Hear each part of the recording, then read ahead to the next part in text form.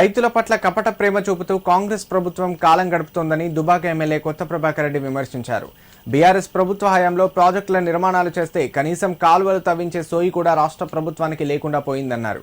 పంటలకు సాగునీరు అందించడంలో రాష్ట్ర ప్రభుత్వం పూర్తిగా విఫలమైందన్నారు.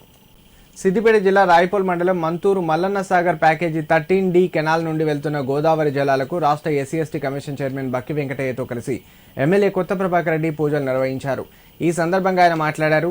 దుబ్బాక నియోజకవర్గంలోని దుబ్బాక, తొగుట, మిరుదొడ్డి, దౌలతాబాద్, రాయపూల్, చేగుంట మండలాలు పూర్తిగా వ్యవసాయ ఆధారిత మండలాలని గుర్తు చేశారు.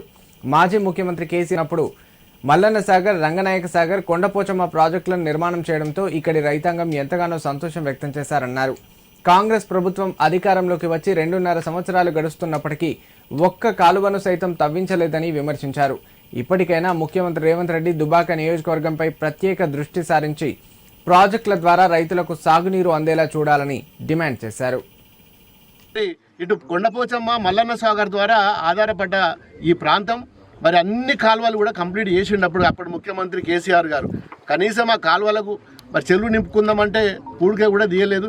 ఇలా సొంత డబ్బులు వేసుకొని ఇలా మా నాయకులందరూ కూడా మా లీడర్లందరూ మా బీఆర్ఎస్ పార్టీ లీడర్లు కానీ రైతులు కానీ మంచికి ఎకరానికి ఇంత జమ చేసుకొని ఇవాళ ఇదే కాలువ మీద 5-6 మిషన్లు నడుస్తున్నాయి. ఇవాళ ప్రభుత్వం పెట్టిన మిషన్లు కాదు, ఇవాళ ప్రజలు మా రైతులు పెట్టుకుని కాలువలు తీసుకురంటే మరి ఎక్కడ పోతుంది ప్రభుత్వము, ఏమవుతుందని చెప్పి మీరు ఆలోచించాలని చెప్పి అడుగుతున్నా.